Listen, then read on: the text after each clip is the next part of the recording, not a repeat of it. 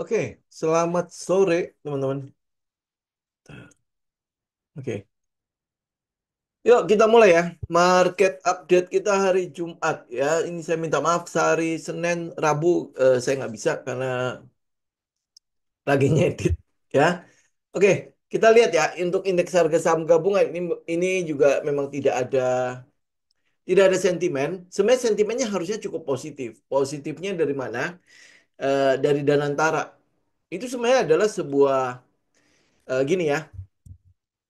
eh, kita cerita dulu ya. Ini saya nggak punya terlalu banyak waktu untuk menggali apa data-data lebih jauh.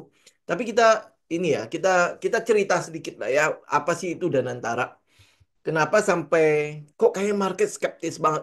Bukan cuma market, masyarakat Indonesia itu skeptis banget dengan ini apa ya kita bilangnya lembaga ini.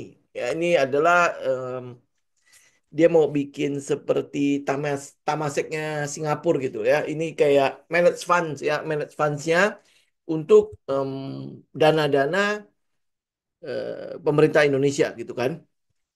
Jadi gini ya, dan antara ini dibuat itu menjadi sebuah kita bilang apa ya perusahaan perusahaan lah, mencoba untuk menjadi sebuah perusahaan pengelola uang negara yang profesional. Ya, itu kan bagus dong, ya kan? Masa iya nggak bagus gitu kan? Nah, selama ini yang kita lihat itu adalah dividen-dividen dari BUMN yang Danantara pegang itu sementara adalah beberapa BUMN kayak Bank BRI, BNI, BMI, BMRI ya, Mandiri, kemudian Pertamina, kemudian PLN itu akan disetor dulu ke Danantara. Jadi biasanya kan gini, biasanya kan dividends itu langsung disetor ke bendahara negara kan, Menteri Keuangan kan. Kemudian habis itu dibelanjakan, langsung dibelanjakan menjadi APBN. Jadi itu menjadi ya itu menjadi saldonya APBN lah ya. Jadi sehingga tinggal dibelanjain kan. Nah, sekarang mau dibelokin dulu nih. Yang mau dibelokin gimana? Jadi dananya nggak langsung dibelanjain. Bagus dong, bener nggak? Ya, secara keuangan, secara perencanaan keuangan kan bagus. Dia taruh dulu di sebuah lembaga untuk diolah dulu, untuk diolah. Nah, keuntungannya itu baru kita pakai untuk belanja. Bagus kan? Ya, itu kalau di anggaran rumah tangga kan jelas bagus banget dong. Ya, nah, kemudian lembaga ini nanti akan mengelola dana itu sekitar diproyeksi sekitar 14.000 triliun. 14.000 triliun menurut menurut FTSE ya direkturnya FTSE itu akan menjadi lembaga pengelola uang negara ketujuh terbesar di dunia. Wah, good kan? Itu jelas itu sesuatu yang bagus banget. Nah, kenapa pasar skeptis? Kenapa pasar tidak merespon itu menjadi sesuatu yang positif? Oke? Itu sekilas ya kegunaannya si Danantara. Ini sekilas aja. Nah, yang membuat pasar skeptis itu adalah karakter dari eh ini moga-moga saya ngomongnya tidak terlalu ini ya, tidak terlalu sampai membuat ada yang marah ya. Karakter dari pengelolanya. Ya, nanti yang megang Danantara ini siapa? Jadi masyarakat Indonesia menganggap bahwa ya apa ya mau dibilang profesional, tetapi unsur politiknya gede banget. Nah, udahlah itu saya nggak ngomong lah, Pak. Ya, unsur politiknya gede banget karena ini dana negara dikumpulkan di satu tempat loh. Ya, dana negara dikumpulkan di satu tempat. Sama kayak INA lah ya. INA yang apa yang SWF-nya Indonesia kan, INA kan. Nah, INA nanti akan diimplementasikan atau digabungkan ke dalam Danantara. Jadi eh, apa dana dana yang sudah terkumpul di INA nanti sama dividen BUMN ini semua dimasukin ke Danantara. Ini dividen zoang, jadi nggak ada urusan soal apa namanya soal pengelolaan BUMN nggak ada urusan. Jadi harusnya pasar nggak perlu harus sampai ngedropin lagi si BRI, BMRI, BNI kan itu nggak usah. Ya kenapa? Karena nggak ada urusan soal apa namanya soal eh, penyelenggaraan perusahaannya. Emitennya itu nggak ada urusan. Emiten kan dividends itu kan nggak ada urusan soal ini ya, ke manajemen kan. Itu memang adalah komitmen dari manajemen mengeluarkan sejumlah dana untuk dibagikan, untuk didistribusikan kepada pemegang saham. Jadi hampir boleh bang nggak ada urusan, ya kan?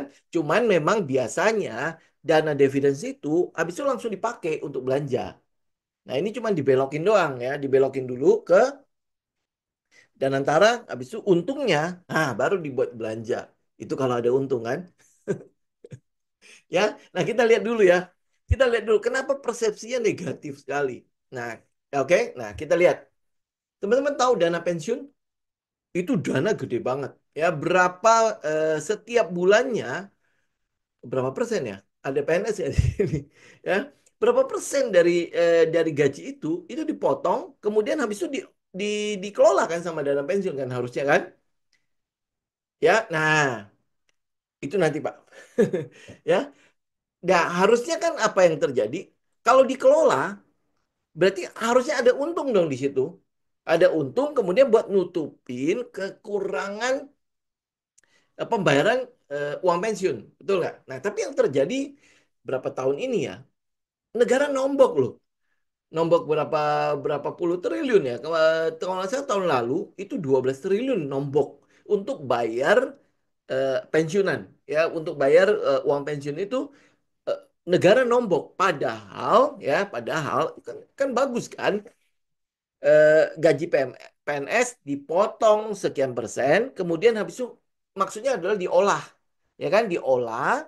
Jadi ini nanti akan dapat keuntungan, keuntungannya nanti buat balikin untuk dana pensiun sehingga negara nggak perlu apa namanya nggak perlu harus punya beban gitu loh untuk nambahin untuk injeksi ke bayar pensiunan PNS. Jadi Bu Menteri Keuangan kan nggak perlu harus ngomong kan ini PNS, uang pensiun PNS itu menjadi beban negara, ya. Harusnya dia nggak perlu ngomong begitu. Kenapa? Karena sudah diatur bagus sebenarnya. Ya, sudah diatur bagus. Ada dana pensiun untuk mengelola dana pensiun. Maksudnya adalah ya lu kan tiap tiap bulan kan dapat dana ya, ada tambahan dana untuk lu kelola setiap bulan loh. Karena pembayaran gaji PNS kan setiap bulan kan. Jadi setiap bulan itu pasti akan dipotong. Jadi setiap bulan, lu kebayang nggak sih kalau kalau dana pensiun itu trader, jadi setiap bulan dia top up. Nah, kemana uangnya? Ya, kemana uangnya? Apa yang dikelola? Nah, itu saja bermasalah kan? Nah, sekarang bagaimana dengan dana antara? Kayak kita baru ngomongin dana pensiun loh. Lu belum ngomongin soal ini pensiunan TNI juga ada kan? Ada namanya Asabri ya dulu ya. Ya sekarang nggak tahu apa lagi ya. Nah itu juga bermasalah. Ya kemudian habis itu ada satu lagi deh apa gitu kan. Ya dan itu hampir boleh bilang semuanya bermasalah. Ah, bagaimana masyarakat tidak skeptis dengan nah ini sekarang ada Danantara lagi. Gimana, Jo? Coba ya. Jadi kalau lu lihat pasar kok kayaknya nggak ngerespon sama sekali ini Danantara ini, ya karena itu ekspektasi pasar itu tidak sebagus yang diperkirakan gitu loh. Karena itulah si Danantara ini direksi-direksinya nanti kan tanggal 24 Februari ini kan akan diluncurkan kan harus bisa membuktikan bahwa mereka akan mengelolanya secara profesional. Nah, ini kan berarti takes time kan. Lu pembuktiannya ini harus berapa lama nih? Setahun ya atau berapa tahun kemudian baru baru kita bisa lihat oh iya lu bener ya dana kelola dan antara itu benar profesional. Kemudian habis itu hasil dari kelolanya untuk APBN itu luar biasa. Kan dari hasil pengelolaan dana di Danantara ini kok ngomongnya agak-agak ribet ya. Ya, ya soalnya Danantara juga kan. Ya. Nah, hasilnya di diharapkan itu bisa memberikan sumbangsi kepada pertumbuhan ekonomi yang dicita-citakan sekitar 8%. Ya, jadi kalau anggaplah ya kan modal awalnya itu sekitar 20 miliar US dollar. Itu sekitar berapa 350 triliun kan. Nggak tahu ini apa hasil hasil ini hasil efisiensi kemudian dimasukin ke situ atau ini benar-benar dari dividen doang nggak tahu bagaimana ngitungnya ya. Tetapi modal awalnya itu adalah 20 miliar. Nah, 20 miliar ini 350 triliun lebih ya, 350 triliun lebih itu bukan uang kecil kan. Ya, itu bukan uang kecil kan. Kalau dia bisa rata-rata 10% aja setahun ya. Rata-rata 10%, berarti kan sekitar 32 triliun lebih. Ya, 32 triliun itu sebenarnya bisa buat apa sih? Ya, oke. Oke, ini kita kita bicara dulu itu ya angka-angkanya ya. Nah, kemudian skeptis yang lain itu adalah sampai akhirnya dibikin hoax segala macam. Ini banyak sekali hoax di pasar ya. Termasuk di dalamnya adalah ini cash cow ini sebenarnya bukan cash, kalau cash cow itu ya ya benar dan antara itu memang tujuannya untuk menjadi sapi perah. Oke, sapi perah tapi tujuannya bagus loh ya. Sapi perah untuk membiayai APBN, untuk membiayai pembangunan gitu loh. Oke, it's good ya. Tetapi yang terjadi yang apa yang ekspektasi masyarakat itu ini kalau segini gede ya dananya ya. Dia ngambil 10% saja. Kalau sampai akhirnya 14 ribu triliun itu masuk 10% aja. Lah berarti ini kan bisa jadi modal pemilu tahun depan ya. Ya kan lebih gampang ya. Apalagi si Danantara ini apa KPK itu nggak bisa masuk.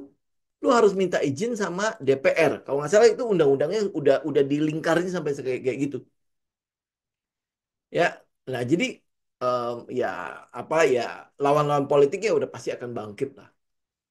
Jadi ya makanya perlu pembuktian. Nah itu kenapa akhirnya em, ada tagar soal tarik dana segala macam. Padahal nggak ada urusan loh.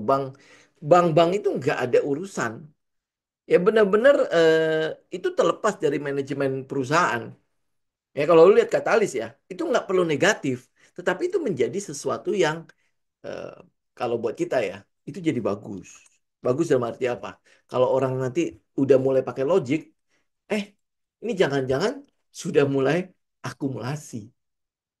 Oke, ya. Kalau saya sih akan melihatnya seperti itu. Kenapa? Karena ini bukan sesuatu yang akan menghancurkan si BUMN, bank-bank BUMN ini enggak. Ya kecuali dananya benar-benar wah ditarik sampai gila-gilaan ya. Itu akhirnya sampai itu ya bank-bank ini mengalami kekurangan likuiditas ya. Itu mungkin bakalan dilihat menjadi sesuatu yang sangat jelek kan.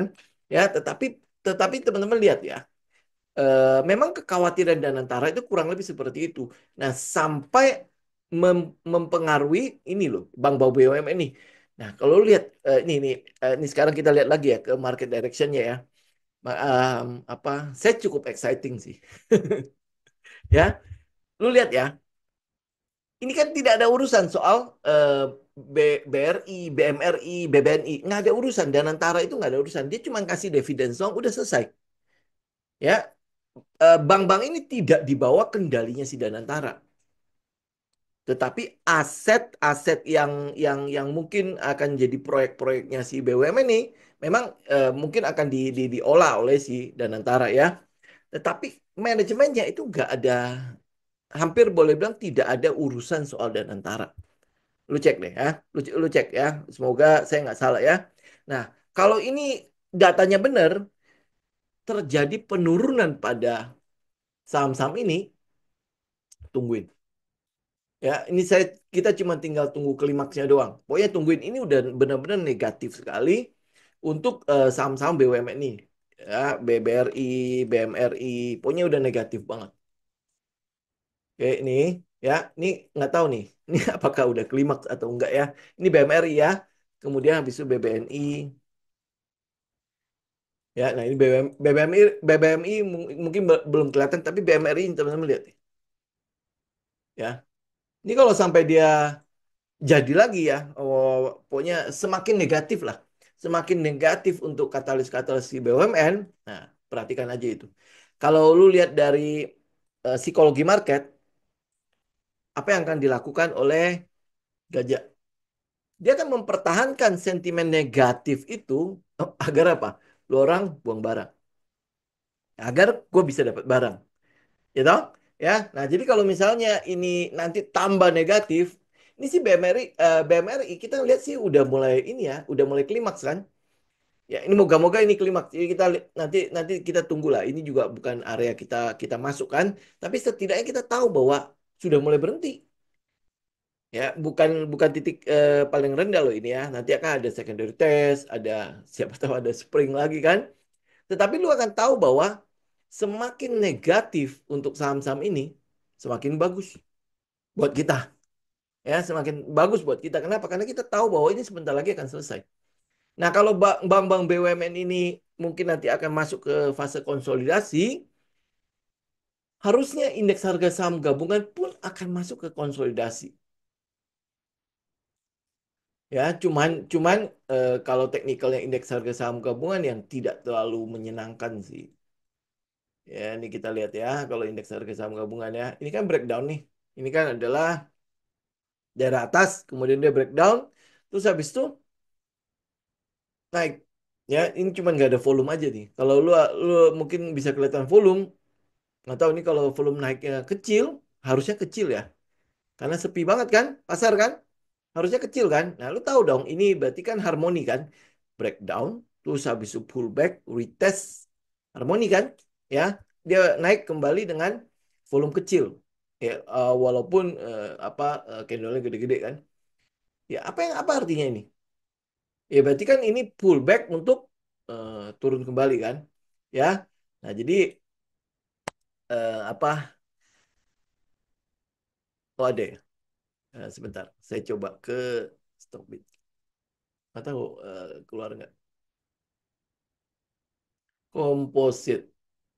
Sebentar, komposit. Oh iya, ada nih. Gimana tariknya? Oke, ini yang indeks harga saham gabungan. Ya tergolong kecil lah ya. Karena itu kan garis yang udah kelihatan belum? Kalau garis yang ini, garis yang biru ini kan adalah 20 harian kan? Ya, moving average 20 harian itu di bawahnya loh. Jadi ya dia pullbacknya ya tergolong kecil lah ya. Ya kan? Nah, jadi udah ini untuk Stockbit. Ya, jadi tergolong kecil ya. Oke lah, kita kita confirm lah. Lu kalau nggak ada volume itu juga bisa berasa lah bahwa kita juga kecil juga. Oke? Nah, DHE, nah itu makanya sebenarnya banyak sekali sentimen-sentimen positif yang ada di market. Cuman apa ya? Pasar cukup skeptis ya. Kayak DHE kan kita udah bahas kan. Dana hasil ekspor kan. Banyak sekali ekspornya nggak mau simpan di sini. Ya nggak mau simpan di sini, lu mau gimana lagi gitu kan? Kalau dia mau simpan ke dalam negeri, itu sebenarnya bagus. Lu oke lah nggak mau masuk ke deposito BUMN, minimal ke ORI kan? Ya minimal lu beli ORI lah. Kan? Tapi ini masalah harus disimpan sampai 12 bulan. Nah 12 bulan kan buat eksportir ini kan pasti akan jadi gangguan likuiditas kan? Ya, nah kalau misalnya oke lah lu bisa pinjem dengan jaminan DHE itu. Tapi kan gua kalau minjem, gue mesti keluar biaya kan. Biayanya adalah bunga. Nah, bunganya berapa? Gitu. Padahal ini uang-uang kita gitu kan. Cuman kan harus disimpan sampai sekian lama. Nah, gua harus keluarin bunga sekian banyak. Berarti kan ada potensi kerugian di tempat di perusahaan kan. Bukan kerugian sih. Gua harusnya untung 100 gara-gara dipotong bunga jadi untung tinggal 80, tinggal 70. Ya buat perusahaan kan itu sesuatu yang apa ya berarti lah. Lu lihat di IPS kan udah jelas tambah turun kan. Nah kalau tambah turun pasti akan direspon oleh harga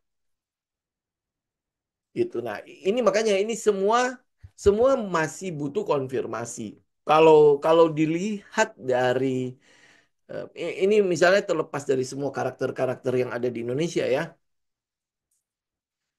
Program-program ini bagus-bagus semua dan antara 14.000 triliun ini jelas bagus banget untuk market. Kapitalisasi IHSG sekarang berapa ya? kapitalisasi IHSG sekarang itu adalah 13.000. Jadi ini Danantara itu berarti hampir setara dengan kapitalisasi IHSG. Jadi itu sesuatu yang good dong. Benar nggak? Nah, ya, nah ya itu doang. Makanya udah tinggal. Makanya kan saya bilang kan, terlepas dari orang-orangnya, terlepas dari orang-orang, terlepas dari karakternya, ini program bagus semua. Ini harusnya menjadi katalis yang sangat positif untuk market. Tapi market tidak meresponnya. Kenapa? Karena ekspektasinya itu belum ada buktinya. Jadi ya gue price in dulu lah. Price in untuk sesuatu yang tidak bagus dulu. Karena ya karakter lu begitu kan. Ya karena itulah makanya dia dia memprice in dulu untuk sesuatu yang tidak bagus dulu. Sampai ada konfirmasi. Ya konfirmasi gimana? Ya lihat dong programnya jalan apa enggak tanggal 24 Februari ini kan baru launching. Yang yang beredar direkturnya saja katanya bekas narapidana 5 tahun ya. Ya, kita coba lihat ya sebentar ya. Saya juga belum ngecek ini. Direkturnya siapa sih? Kalau kalau kemarin kan maunya Pandu kan. Coba lihat. Dirut Danantara. Kita lihat ya. Nah ini. Udah ada belum ya? Oh, belum ya? Kayaknya belum sih ini. Baru calon ini. Ya, ada keponakannya Luhut di situ. Ya, nah ada salah satu calonnya yang bekas narapidana katanya. Oke, ya belum ada ya, belum ada. Ini mungkin nanti tanggal ini ya, tanggal 24 kali ya. Ya ini sampai sekarang kan belum ada nih. Ya kalau Pandu ya mungkin teman-teman akan lihat ya sentimennya untuk Toba lah. Oke. Ya, nah kalau kalau nggak tahu Pak. Nggak ini soalnya live di IG. Nanti cek sendiri deh, pasti ketemu lah ya. Oke, nah kemudian ya udah kita ngomongin si Danantara itu kurang lebih seperti itu. Kemudian katalisnya intinya adalah em, Danantara itu hampir boleh bilang tidak ada hubungannya sama manajemen BUMN bank-bank BUMN tadi. Ya, jadi kalau sentimen untuk si bank-bank tadi jelek banget cuman karena Danantara, teman perhatikan aja itu bank-bank itu. Ya, kemungkinan besar akan mulai ada itulah ya udah mulai akan ada konsolidasi apalagi nanti kalau misalnya kita lihat kayak struktur aja ya apalagi nanti terjadi change of karakter di daerah situ ini sebenarnya udah mulai mulai mulai itu sih kalau mau swing doang sih udah mulai bisa ambil-ambilan lah ya ya nih ya ini kalau kalau kita lihat ini ya sideways-nya dulu ini BBRI dulu ya saya nggak apa tuh ya saya nggak minta teman-teman untuk buy ya kita cuma lihat doang kalau dia break ya break berapa ini break 3.800 berarti kan ada potensi penurunan kan?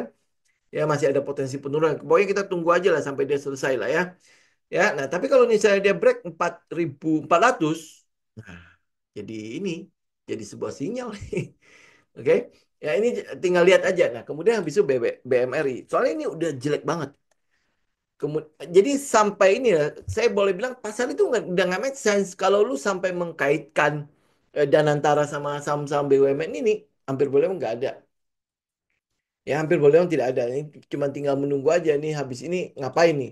Kalau misalnya kayak misalnya DHE nih ternyata benar masuk ke situ kan tambah likuiditas kan. Cuman nambah likuiditas kita juga mesti lihat juga kondisi pasar Indonesia. Likuiditas lagi penuh-penuhnya tapi nggak ada yang minta kredit juga sama aja ya. Oke, nah ini teman-teman lihat ya, kalau untuk yang BMRI juga sama, ini cuma menunggu aja nih. Kalau dari volumenya, saya sih memang udah mulai curiga, dia mulai sudah mulai klimaks ya.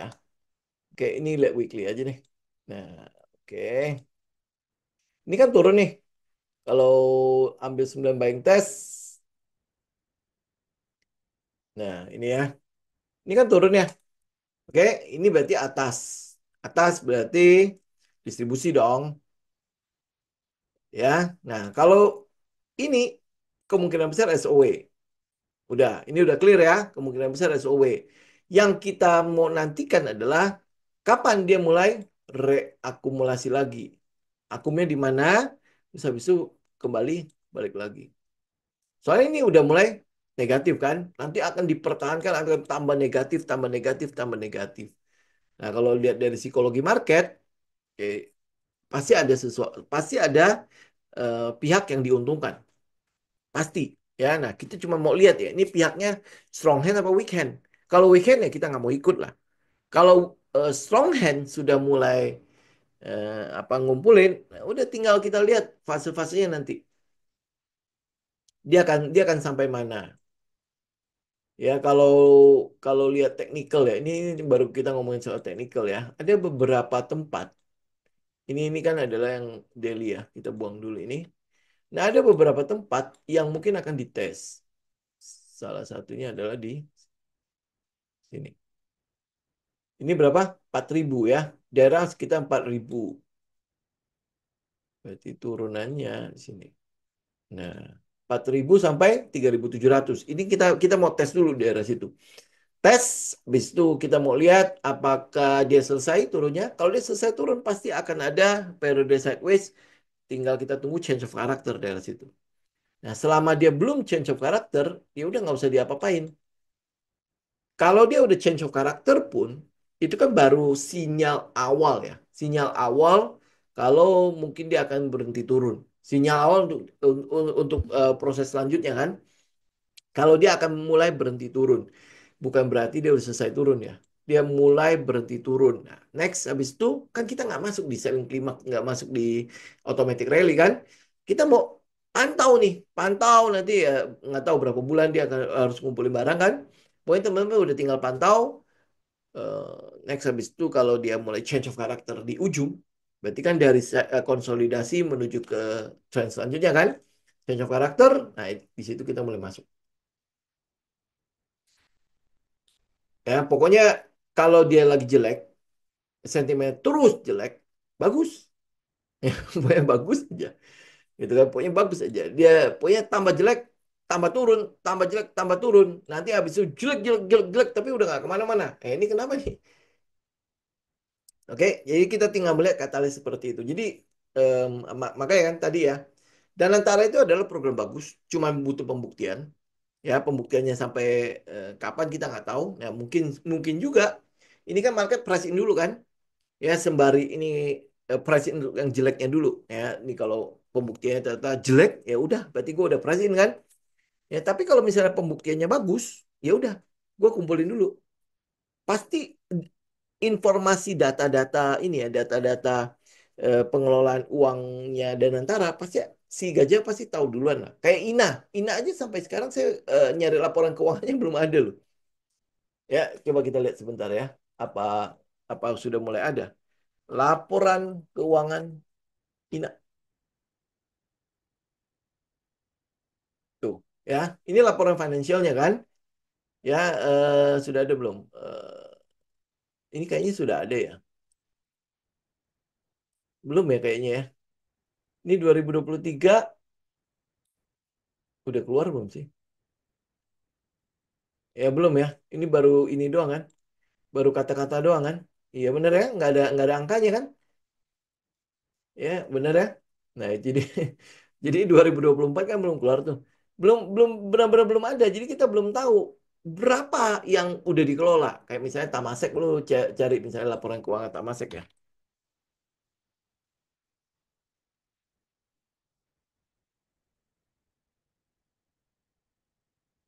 Nih, ini kan apa mana ya mana laporan keuangannya. Nanti teman-teman cek deh ya, portofolio performance aja sudah nongol nih. Ya nih, mana nih? Nih, ya 64% ya udah kemana? Ini semua udah nongol nih. Ya portofolionya 389 miliar US dollar. Terus ini semua udah nongol. Nah ini lihat. Ya ini kebayang ya ini investasinya Tamasek itu mulai dari kapan ya? Tahun 80-an ya? Apa tahun 90-an, 92 ya udah mulai itu. Lihat tuh, ya. Lihat nggak?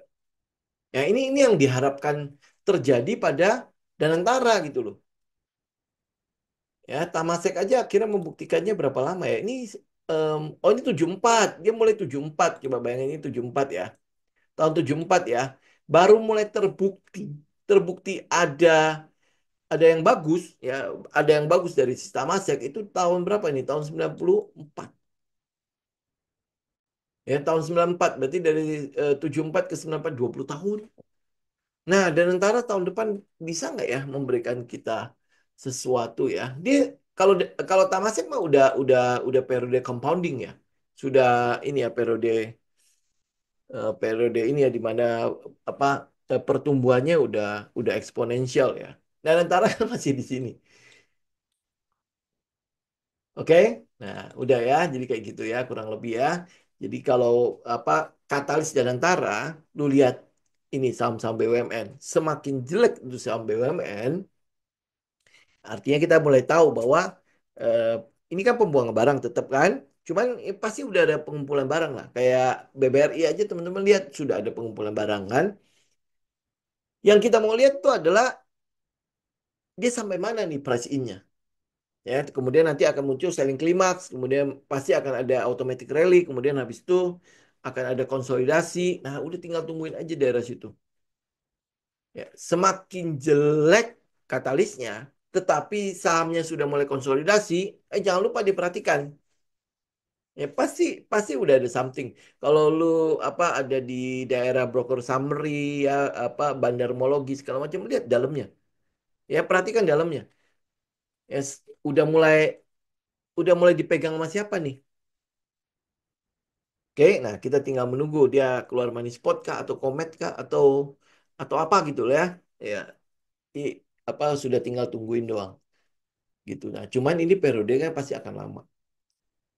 Ya, periodenya nggak mungkin lah dalam sebulan ini jadi kan. Nggak. Dan ntar coba lihat apa tadi Tamasek ini 20 tahun baru terbukti gitu kan. Nah, dan antara ya berarti kan kita kasih dia setahun 2 tahun lah pembuktiannya. Ini INA aja kita nggak lihat loh laporan-laporan kayak gini. Benar ya? Ya, INA itu tadi apa ya? INA SWF Indonesia. Mana laporannya? Ya, portofolionya sudah ada nggak yang seperti Tamasek? Nah, ini yang coba kita lihat ya. Nah, ini portofolionya. Coba lihat portofolio kami. Apa coba? Apa ini? Ya, transportasi, logistik. Traveloka portofolionya ini juga. Masa? Oh iya loh. Ya, cuman ini belum ada ini loh. Belum ada PGEO kan masih INA juga kan masuk kan? Wah, udah. Tapi laporan keuangannya nggak ada. Nah, ini yang dikelola oleh INA. Termasuk Traveloka loh. INA masuk situ. Traveloka sudah untung belum ya? Ya, nah kita mau lihat nanti portofolionya kayak gini. Ya clear banget gitu. Nanti portofolionya apa, value-nya di mana. Ya pertumbuhannya kan udah ini kan. Cuman ya memang nggak bisa apple to apple. Kalau kita membandingkan Ina sama Tamasek lah. Atau Danantara sama Tamasek. Udah nggak apple to apple. Tamasek udah dari 74. Sekarang udah daerah di mana exponential return-nya. Ya kan. Tamasek baru mau mulai tanggal 24 Februari nanti. Gitu kan. Tapi ini yang mau kita lihat nantinya. Ya kita support lah ya. Siapa tahu jadi kan. Benar nggak? Toh ini negara-negara kita kok. Masa iya? Lu kalau nggak begitu, nggak. Kalau bukan kita yang mensupport program pemerintah, siapa lagi? Walaupun mungkin karakter itu ya butuh waktu lah untuk diubah SDM-nya dan lain sebagainya kan. Tapi kita percaya bahwa one day pasti ada sesuatu lah yang bisa kita lihat, yang bisa kita banggakan dari pengelolaan dana ini. Betul nggak? Ya, oke? Ya, oke, itu aja. Tapi yang mau saya lihat adalah semakin jelek katalis pada Danantara, kemudian habis itu pengaruhnya ke saham BUMN ini, BBRI, BMRI maupun BBNI, itu kabar baik untuk saham-saham ini. Berarti kan dia diskon tuh. Nah, pada saat periode diskonnya, teman perhatikan nih, akan ada klimaksnya. Saya nggak tahu apakah BMRI sudah klimaks, karena daily-nya udah mulai menarik soalnya. Ya. Kita nggak tahu klimaks apa belum ya, tapi kalau lihat dari weekly-nya, ya ini sejalan dengan indeks harga saham gabungan. Jadi habis distribusi, ini udah break, udah daerah SOW. BBRI juga kayaknya sih pasti sama ya. Oh, BBRI malah enggak ya. Ya daerah ini malah volume, ini malah malah volumenya gede banget ya. Terus dilakukan pengumpulan barang kali ya. Ini BBRI mungkin agak agak beda kali ya. Nah, kita lihat nah, kalau BBNI ya kurang lebih sama seperti si BMRI ya. Ya kita cuma tinggal tunggu dia break udah tinggal SOW kan. Ya habis itu udah tinggal tunggu di daerah bawah. Daerah mana nih? Ya bawahnya itu bisa seribuan. Turun jauh banget ya.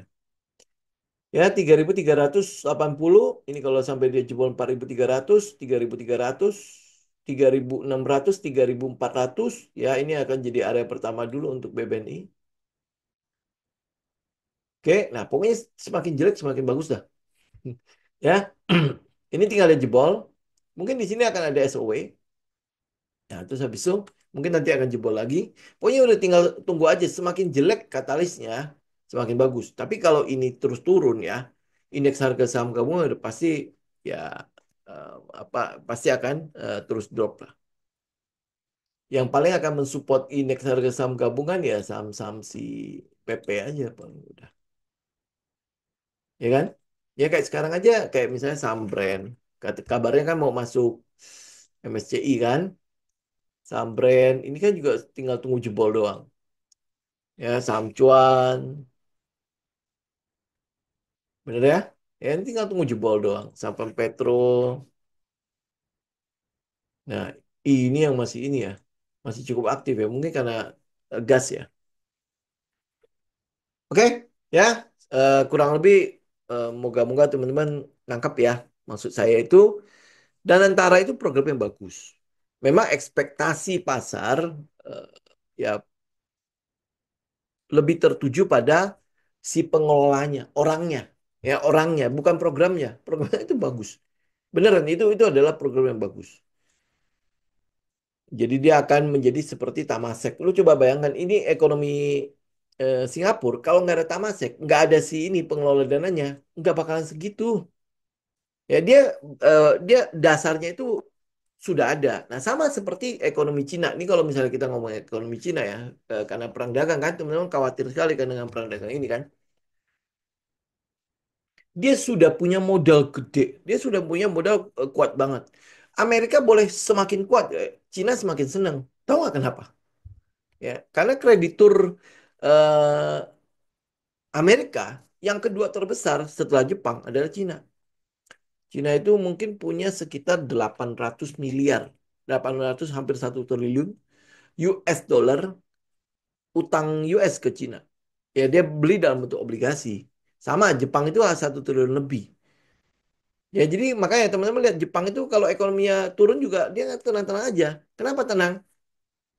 Ada bunga, ada interest.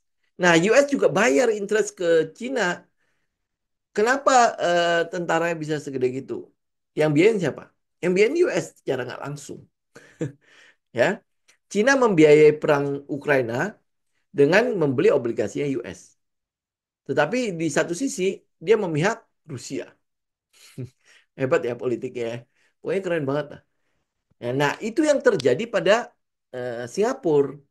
Singapura punya Tamasek, jadi makanya dia tenang-tenang aja walaupun cuman nggak se Jakarta lebih gede daripada Singapura kan, dia tenang-tenang aja malah menjadi top 10 ekonomi dunia. Dari mana? Dari Tamasek, dari returnnya Tamasek. Tamasek kan bikin di mana-mana kan.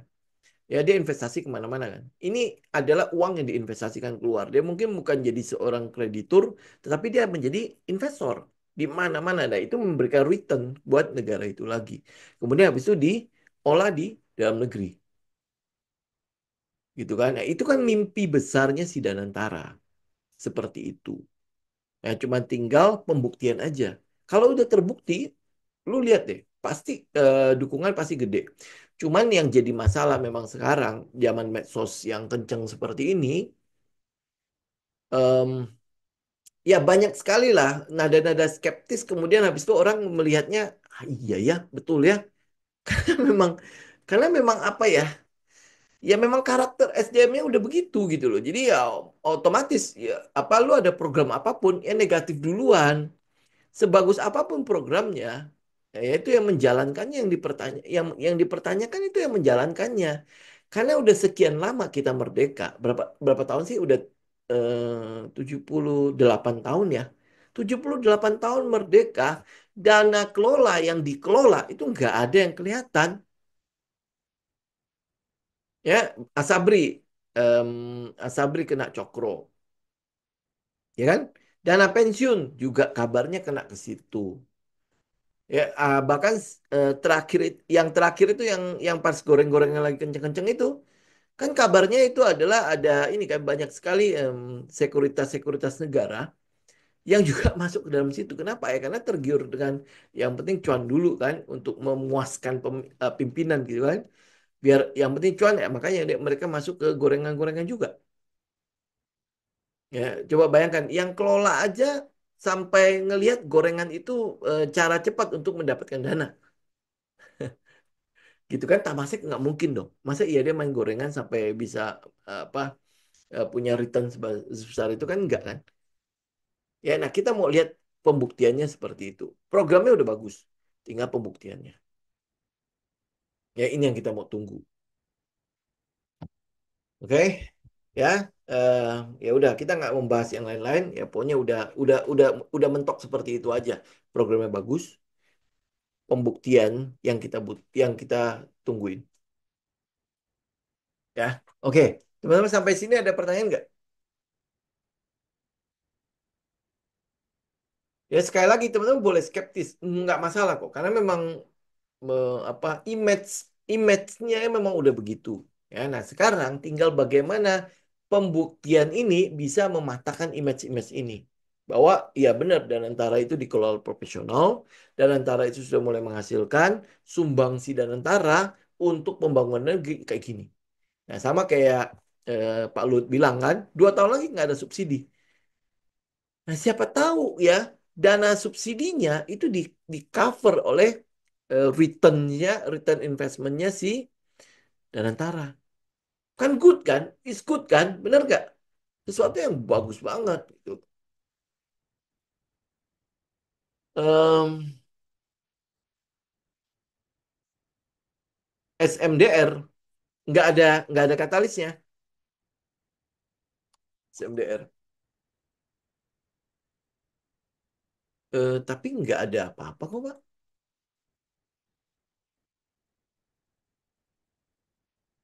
Gini ya, kita lihat ya. Teknikalnya SMDR kan begini. Oke? Teknikalnya SMDR kan begini. Nah, kemudian dia bergerak. Ya, dia misalnya dia bergerak di sini nih. Coba kita lihat volumenya. Oke, kita lihat volumenya ya. Ini, oke, saya turunin aja sekalian. Berarti kan klimaksnya di sini, klimaksnya di sini. Kemudian habis itu ini secondary testnya. Nah, ini spring bukan?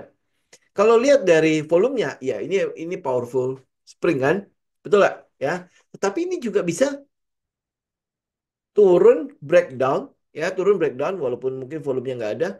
Cuman untuk retest kemudian untuk turun lagi. Karena kita nggak lihat ada katalis kan. Ini weekly ya. Oke, ini lihat. Nih, ya ini adalah daily. Sama lah. Kalau lihat weekly udah begitu pasti itunya seperti itu. Oke, nah ini coba melihat apa yang kita lihat di sini. Ini kalau V shape kemudian hold. Sebentar saya lihat volumenya ya. Ya ini kan volumenya nggak ada sama sekali. Ini pergerakannya oke. Ini ini di sini turun kemudian habis itu naik. Oke. Oke, ya ini kan nggak ada. Kalau lu cek katalis kan nggak ada, betul nggak? Ya, mari kita lihat sebentar ya. Oh, coba cek IPS-nya. Coba sebentar. Aku mau lihat. Harus kalau memang ada katalis, pasti dia keluar katalis. Sebentar ya, SMDR.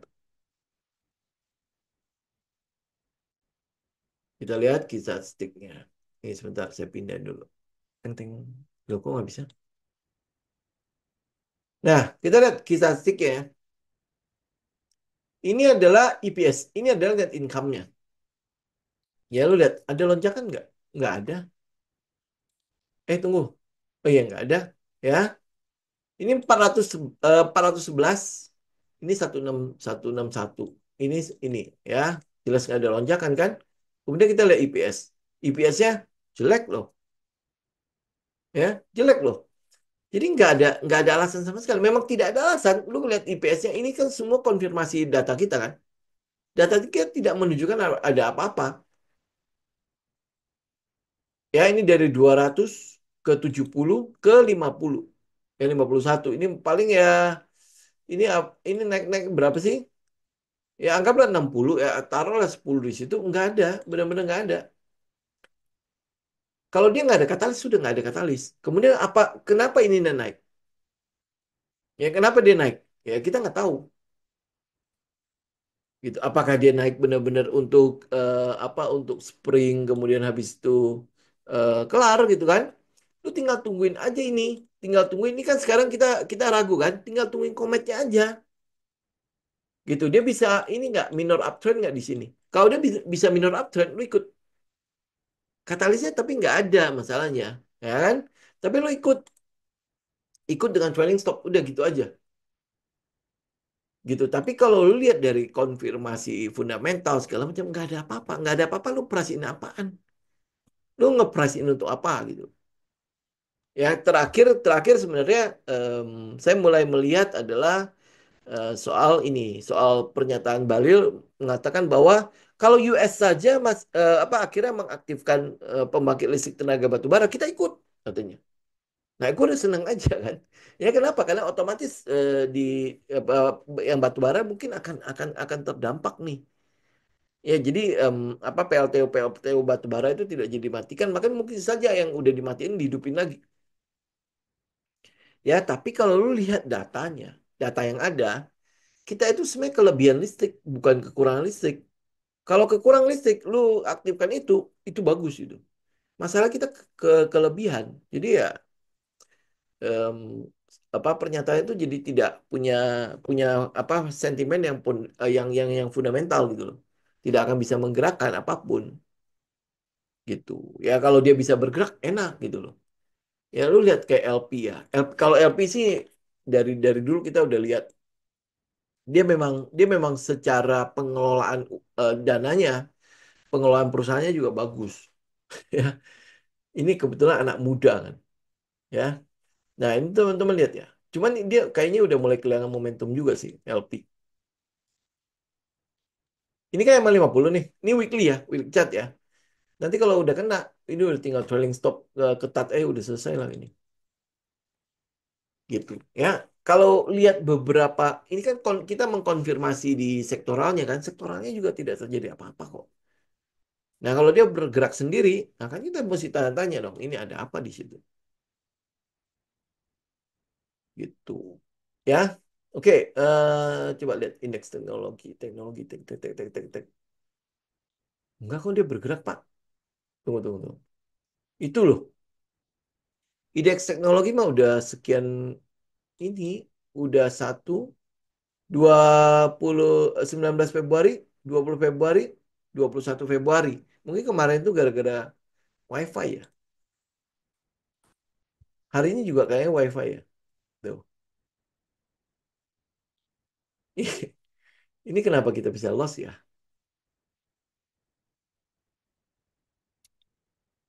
Bukan bukan SMDR, Pak. Ini yang teknologi.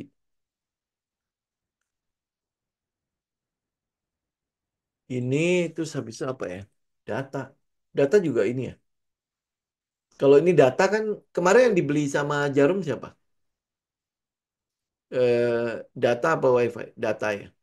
Ini yang dibeli sama Jarum ya. Oh, bentar. DCI. Emang dia naik berapa tinggi sih? Oh, oke. Ya, tapi ini semua naik loh. Tapi ini semua naik loh. WiFi, kemudian habis itu teknologi apa ya? Kayak Goto. Goto belum ya, Goto malah di situ-situ aja dia. Tapi ini kan masih trennya masih oke ya, masih utuh ya. Iya, makanya. Ya, ini tinggal Goto, kemudian habis itu apa lagi? Beli, beli ngapain? Beli beli mah di situ-situ aja ya. Buka, buka juga kayaknya naik ya. Ya tuh lihat. Buka juga naik nih. Nanti ini pasti euforia nih. Ya, buka juga naik nih. Nggak tahu kenapa. Ya, tetapi sektoralnya, ini kalau kita bilang ya, sektoral mendukung. Ini semua mendukung. Ini benar-benar mendukung. Nah, cuman kenapanya kita nggak tahu. Yang saya masih ikutin ya Goto. Karena Goto lebih lebih clear dia punya katalis. Yang kita tunggu kan adalah laporan keuangan kan untuk si Goto kan. Kalau DCI saya nggak ikut karena nggak mungkin ikut juga. Apa dia punya lot size kecil begitu. Kemudian WiFi lot size-nya gimana ya? Saya juga nggak tahu. Ya, tapi yang pasti adalah yang saya masih ikut itu adalah Goto karena katalisnya masih masih masih oke. Maksudnya masih kelihatan gitu kan. Yang kita tunggu adalah laporan keuangan. Saya nggak tahu nanti apakah laporan keuangan untuk teknologi itu bagus-bagus. Kita nggak tahu. Tapi yang katalis terdekat untuk semua emiten itu adalah laporan keuangan. Kan memang ini adalah musim laporan keuangan kan. Ya, yang kita mau lihat itu adalah ada kejutan nggak? Kalau kayak Goto gitu, Goto kan yang kita mau lihat itu adalah lu positif apa enggak nih? Kalau lu nggak positif juga sebenarnya nggak apa-apa, tapi yang penting mengecil kan. Ya, tapi kalau misalnya kejutan, tiba-tiba dia positif, nah itu keren sih. Ya, maksudnya sesuai dengan harapan gitu. Inet juga sama ya, tuh. Nah, kalau Inet, ini nih, saya bicara teknikal doang ya, Bu ya. Yang lain katalisnya cari sendiri ya. Nih, kalau teman-teman lihat Inet ya, ini kan adalah daerah base-nya kan. Ya, ini daerah base-nya. Nah, ini kita mau tunggu adalah dia bisa pullback nggak ya? Kalau dia masih bisa pullback, ambil deh. Soalnya ini udah shadow-shadow kan udah di atas-atas semua tuh. Nah, volumenya juga udah kecil-kecil kan. Tunggu dia pullback dikit nih. Pullback ke arah sekitar 95, mungkin kita bisa ambil dari situ. Tapi pullbacknya harus harmoni ya. Jadi pullback pun dengan volume kecil. Ya, baru kita ambil. Kalau lihat sentimennya sih benar-benar itu ya. Tidak ada sentimen apapun ya di teknologi ya. Benar-benar cuma tinggal laporan keuangan doang. Kalau lihat AI, saham-saham ini mah nggak ada urusan soal AI. Dia kalau ngekor Nasdaq, mana Nasdaq? Mana Nasdaq?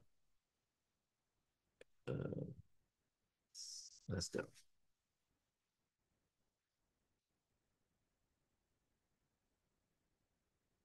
Nih, kalau dia ngekor Nasdaq, ya Nasdaq juga sebenarnya udah tinggal menunggu waktu jebol doang nih, jebol ke bawah maksudnya. Ya saham-saham teknologinya kan hampir boleh dibilang ya, lu laporan keuangannya si Meta kayaknya udah keluar ya. Google juga udah keluar kan? Ya, jadi udah selesai sebenarnya, udah tinggal nextnya itu hampir boleh bilang tidak ada katalis sama sekali di daerah teknologi. Ya, pokoknya udah kita tinggal tunggu aja lah. Yang di Indonesia, saham teknologi yang saya bisa lihat sekarang adalah laporan keuangan. Dia bagus apa enggak, kita tinggal tunggu aja. WRG juga sama. Tuh, ini juga naik. Ya, kenaikan si WRG terakhir kan yang kita tahu itu adalah dia mendapatkan tender ya, mendapatkan tender untuk eh, sistem-sistem check-in bandara loh, ya Angkasa Pura, bener nggak? Atau e-journey. Jadi dia yang mengelola sistemnya. Ya, ini yang terakhir untuk si WRG. Nah, kalau WRG mungkin katalisnya masih oke lah. Ya masih bisa ketahuan sama kita. Ya, ini pullback. Coba lihat volumenya sebentar. Nah, itu pullbacknya juga volumenya kecil kan? Lihat nggak? Ini turunnya. Ya, kemudian naik. Ini kan jelas bullish activity kan? Lu cek broker summary-nya pasti ketemu sesuatu di sana. Ya, kalau misalnya teman-teman mau ikut nih WRG nih. Ini tinggal tunggu dia jebol ini. kita mungkin udah bisa ikut duluan nih. Stop lossnya di bawah sini nih. Stop lossnya di bawah 98. Kita bisa ikut WRG berapa nih? 125. Apalagi kalau dia bisa jebol lagi 144. Ya berarti kan udah tinggal lanjut ya. Jadi kalau lu lihat apa ya, untuk katalis ini yang gue tahu aja ya. Si Goto berarti tunggu laporan keuangan. Kemudian WRG ini adalah terakhir itu. Sebentar ya, lihat ya. WRG handle injure nih ya. Sistem bandara. Benar nggak? Nah, ini loh. Tuh ya. Layanan bandara di Indonesia ini tanggal berapa? 4 bulan lalu kok. Ya, dia gandeng siapa? Gandeng-gandeng mana sih ini? Nah, ini loh.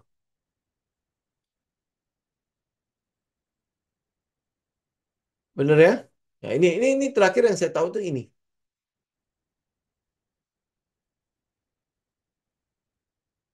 Udah, ini yang WRG. Jadi kalau memang proyeknya bagus, dananya berapa ya? Ya satu bandara satu Indonesia dipegang sama dia itu kan apa? Ya enak dong. Bener nggak? Nah, tinggal nanti lihat laporan keuangannya juga. Kita kan tinggal mengkonfirmasi eh, income-nya kan. Kita mengkonfirmasi pendapatannya kan. Sebentar. WIRG. WIR Indonesia. Nah, lu lihat ya. Sebentar ya.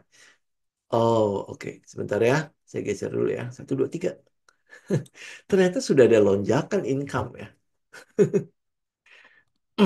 Nih, ya dari 14 ke 24. Lihat nggak? Ya, dari 18 ke 21. Ya, ini agak turun aja. Nah, tinggal kita tunggu. Ini udah pasti ada lonjakan income ternyata. Jadi kenaikannya pasti ada sebabnya. Kalau nggak ada sebabnya, nggak mungkin naik gitu loh. Ya ini udah ada lonjakan income. Ini pasti akan diprice-in sesuatu lah. WRG. Ya dan kita lihat memang sudah sudah bergerak kan? Ya ini aja udah ini kan. Ini kan sudah bergerak kan? Kenapa? Karena ada lonjakan income. Ya kita nggak tahu aja kan. Mungkin kita nggak ngecek kali ya. Ada lonjakan income. Kemudian habis itu udah retest. Ya retestnya juga pas. Volumenya kan ini kan turun ya. Turun memang dia turun terus kan. Kemudian habis itu mulai beranjak. Nah ini kan volumenya udah mulai ngumpul nih. Ya ini untuk WRG. Udahlah kita nggak usah terlalu banyak membahas ini dulu. Ya ini sekarang tinggal menunggu minor trendnya. Jadi dia break ini sebenarnya udah boleh kita mulai ambil lah. Break ini oke ya. Nih teman-teman, nanti mungkin yang ujungnya saya hapus ya. Teman-teman masih ingat gak trailing stop kita yang 7%, 11%? Ya, saya lagi ngecek. Saya kalau misalnya pakai trailing stop, saya namain itu 7-Eleven. Masalah nggak ya ke depannya? Kalau nggak masalah kita ngomongin 7-Eleven, tapi kalau masalah 7-11 udah. Ya, lu lihat ya. Ini kalau misalnya gua kan kita katalisnya udah oke kan? Gua ambil nih pada saat dia break ini. Berapa nih? 125 ya, 125. Kemudian stop loss kita berapa? 8% ya. Oke, 8%. Nah, kalau dia naik 7%, lu jadiin BP. Udah kayak gitu aja. Ya, 7%, Mbak. 7% di sini. Itu kecil amat ya. Ya, 7%, 133. Ya, dia naik 7%, lu jadiin BP. Kalau dulu kan kita 5% kita jadi BP kan. Dia naik 7%, lu jadiin BP. Next, habis itu, kalau dia naik ya sampai 12%, lu tinggal naikin trailing stop udah. Ya, kalau dia 12%, berarti kan lu kurangin 11, ya kita udah punya sisa, kita udah punya 1% untuk kita lindungi kan. Kalau dia naik lagi, ya sama lu kurangin 11 terus. Ya, 7-Eleven. Nah, dari tahun lalu saya tes. Lumayan loh, 73% win rate-nya. Ya, tahun lalu itu saya tes kemarin itu 412. 412 posisi. 412 posisi. Ya, win rate-nya itu adalah 73%. Jadi artinya ada peluang 27% loss. Trailing stop, Pak, trailing stop. Jadi kalau gue masuk nih, dia naik 7%, gue jadiin BEP. Jadi udah nggak ada itu kan, nggak ada risiko lagi kan. Nah, kalau dia naik ya, kalau dia naik floating profit kita misalnya udah bisa kita kurangin 11, berarti kan mulai 12% kan? Mulai 12% floating profit, lu kurangi 11%, maka akan dapat 1% yang kita lindungi. Ya, berarti kita udah plus 1% nih. Kalau dia terus naik, maka ya lu kurangin aja 11 terus. Dari peak floating profit lu, misalnya lu floating profit 100% nih, kurangin 11%. Kurangin 11 berarti ada di daerah 89 kan? 89% itu sudah terlindungi keuntungannya lu. Jadi 11% ini pakai buat dia manuver lu. Ya, 711. Ya, nanti di e-course saya udah masukin 711. Ya, nanti itulah. Pokoknya ada satu modul eh, 7-Eleven. Ya, trailing stop 7-Eleven. Ada satu modul di situ karena saya udah tes. Tahun lalu itu di 400, pokoknya 400 lebih lah. 400 lebih posisi, win rate-nya 73%. Kenapa? Kenapa win rate-nya 73%?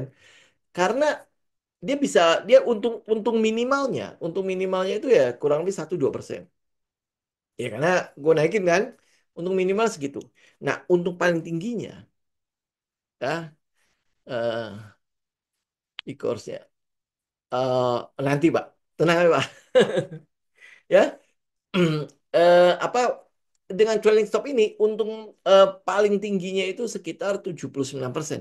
Lumayan loh, pokoknya punya cakep deh. Ya, ini adalah apa ya? eh, Trailing stop yang cukup konservatif, tetapi eh, kita tidak perlu harus ngikutin. Lu tahu sendiri ya, kalau kita ngikutin base on base kan bisa sampai bulanan kan. Nah, aku pakai yang begini buat swing, enak deh. Kayak Pak Kandi kan gitu ya, sering kali nggak sabar kan. Wah, gua harus nunggu sampai berbulan-bulan, nggak mau. Wah, ya, cuman ada potensi loss 27%. Jadi ingat ya, ada potensi loss 27% dan ada potensi tahun lalu itu bisa berturut-turut 12 kali kalah. Ya, 12 kali itu periode tahun lalu ya, 12 kali kalah. Jadi itu beruntun beruntun tiba-tiba kena kena stop loss kita 8%, 8%, 8%. Itu bisa beruntun. Tapi kan lu tahu ya, karena risk per trade kita 1%, berarti lu kalah berapa? 12% minusnya. Ya, 12% minus dari modal kita. Tetapi ya kan lu punya win-win-win-win gitu kan. Ya, itu nggak kelihatan. 73% win rate-nya. Lumayan lah 711 itu. Ya makanya nanti di course kan teman-teman alumni akan dapat tuh. Nanti saya juga akan itu ya minta bantuan teman-teman untuk ini. Total ada sekitar 27 27 video. 27 video itu kalau normalnya teman-teman harus ikutin sekitar 2 bulan. Karena seminggu itu saya cuma keluarin 4 video. 4 video sampai 27. Jadi ada 8 minggu kan? Ya, lu ikutin itu deh. Ya nanti saya akan minta masukan juga ke alumni buat perbaikannya sebelum kita launching ke umum. Ya, oke? Ya ini 7 nanti saya potong ini ya. Ya, nanti di e-course teman-teman bisa lihat deh 711-nya. Cuman sekarang saya lagi ngecek kan ini 7-Eleven kan. Ya, kalau misalnya saya bilang itu adalah metode 7-Eleven, kemudian orang-orang ikutin, kemudian habis itu kedengaran sama 7-Eleven, kira-kira saya diapain? Ya. Kalau enggak ya udah. Berarti kan kita bisa minimal teman-teman ingat 7-Eleven. Oh, gua punya trailing stop yang itu loh. Ya, oke. Oke, teman-teman, untuk hari ini saya pikir cukup dulu ya. Kita ketemu lagi minggu depan ya. Nanti ukuran shadow juga. Oh ya, pokoknya lu pernah floating berapa tinggi, nah itu yang diukur turun ke bawahnya. Sama shadownya kan lu pernah pernah naik floating segitu kan. Jadi misalnya shadow lu sampai misalnya 8%, 10%, ya udah ikut itu dihitung. Karena kita hitungnya dari peak peak floating profit ya, floating profit. Jadi puncak floating profitnya lu kurangnya 11. Tinggal ikutin aja pokoknya trailing stop. Enak deh. Satu kan adalah yang kita ikutin dengan EMA 50. EMA 50 juga enak kan? Cuman di Stockbit bisa diikutin dengan 11%. Jadi makanya eh iya, iya harga terakhir. Jadi dia sempat naik. eh, Teman-teman cek deh di Stockbit. Itu ada trailing stop dengan persentase. Itu bu, itu yang saya tunggu-tunggu. Ternyata Stockbit udah ada. Itu sudah ada dari tahun lalu kalau nggak salah. Ya kalau nggak salah ya. Nah baru-baru ini, oh udah ada dia. Ah, enak itu. Jadi kalau lu pakai itu, lu nggak perlu pusing soal nanti harga closing segala macam kan. Yang penting dari atas peak 11. Kalau dia kena ya sudah, gua keluar. Enak deh. Soalnya IPOT kan belum ada yang pakai persentase naik itu loh, ya. Itu belum ada. Nah, Stockbit itu ada, ya, udah ada. Jadi udah enak banget begitu udah bisa pakai yang 11%, udah lu tinggal aktifin aja yang automatic trailing stopnya udah selesai. Ya, jadi nggak masih inget nggak teman-teman? Saya rada-rada kesel sih soalnya misalnya kayak DKFT nih udah sempet 18% gitu kan, terus turun-turun, sekarang 8% atau kayak TAPG udah berapa persen kan, turun-turun. Nah, kita minimal udah cut di BP-nya atau seenggaknya ada cuannya lah gitu kan. Nah, habis itu kita cari cari lagi yang lain gitu. Jadi ketidakpastian di market itu apalagi pada saat ini ya. Pada saat lagi downtrend seperti ini ya, market lagi mens begini ya, 711 itu enak banget. Memang untungnya kecil-kecil kalau lagi jelek banget. Ya, market lagi jelek itu untungnya kecil-kecil. Cuman ya tetap untung gitu loh. Gitu kan. Maksudnya keuntungan kita terproteksi gitu, nggak sampai oh habis, peng gitu habis gitu. Gitu. Nah, nanti di cost nih. Nanti di cost teman-teman lihat ya. Oke? Ya, oke teman-teman sampai ketemu minggu depan. Happy weekend semua ya. Semoga bermanfaat. Nanti yang ini nanti ya. Nantikan aja ya. Oke? Baik teman-teman, saya izin pamit. God bless semua. Thank you ya.